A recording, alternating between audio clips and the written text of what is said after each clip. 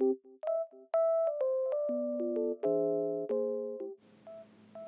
everyone, for today's video I'm going to be showing you guys how to draw a howling wolf as well as listing some tips on drawing animal fur, so I hope you guys enjoy.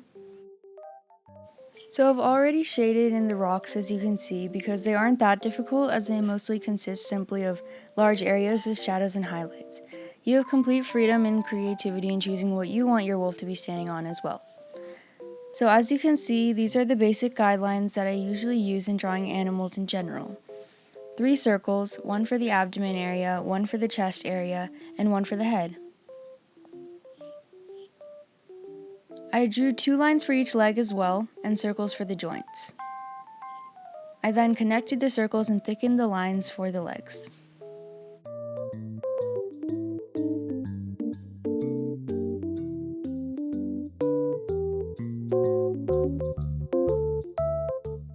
For the head, I drew the snout almost facing directly up with his mouth open and added his left ear, and later refined the proportions until I found what I wanted.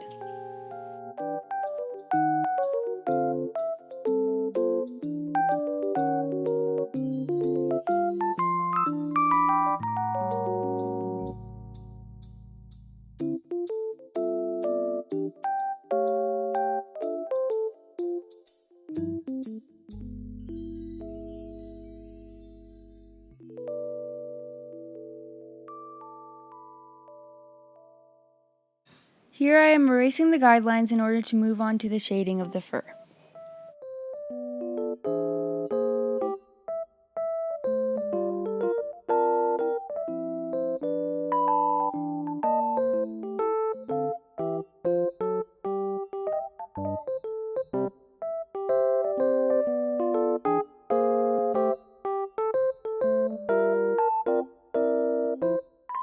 So there are several ways to shade animal fur, but again, these are the ones that I find most effective.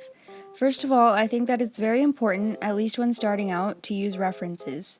It becomes a lot easier when you use references to understand the curves of the fur, the shadows and highlights, and just in general how it appears on the animal.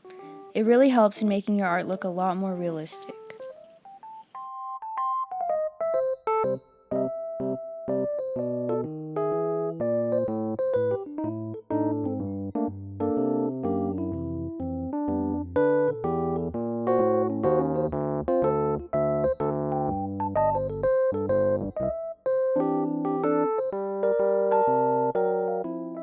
Another tip is that, as you can see in my process of shading the fur of the wolf, to focus on separate areas and patches of fur at a time and refine them before moving on to the next area.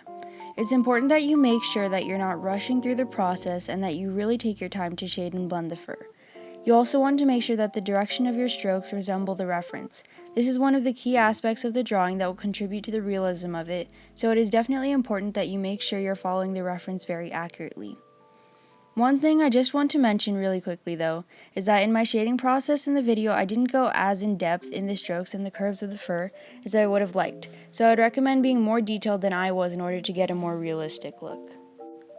Also, you might have noticed earlier in the process I switched from using a graphite pencil to a mechanical one, and this was actually because I wanted to get more precise when doing the shadows in the fur.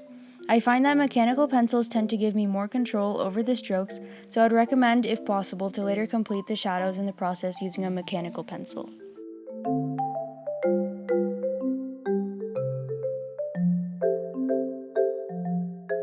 Another important tip is to blend with either a cotton swab or a blending stump in the direction of the fur in order to make the strokes appear more consistent.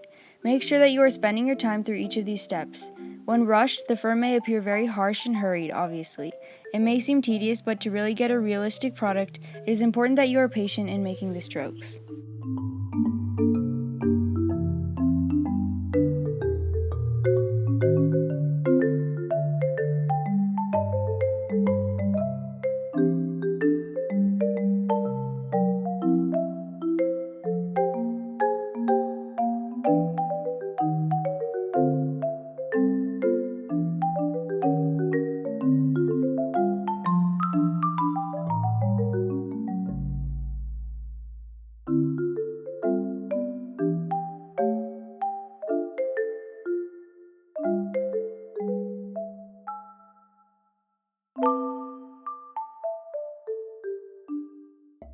The last tip that I have for this video is to later make sure to refine the drawing by going in precisely with an eraser and creating more strokes to highlight the fur.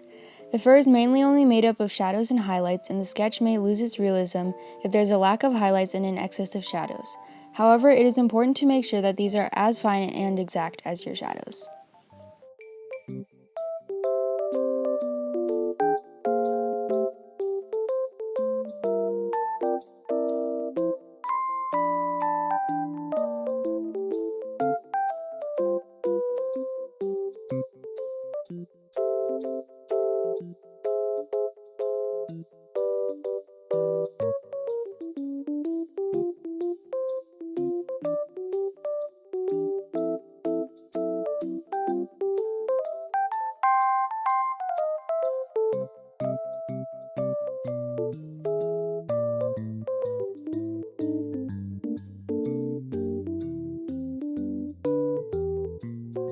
Here, as you can see, I'm tracing a candle to outline the moon, and this is a very easy bonus tip as well if you're like me and have trouble in drawing exact circles.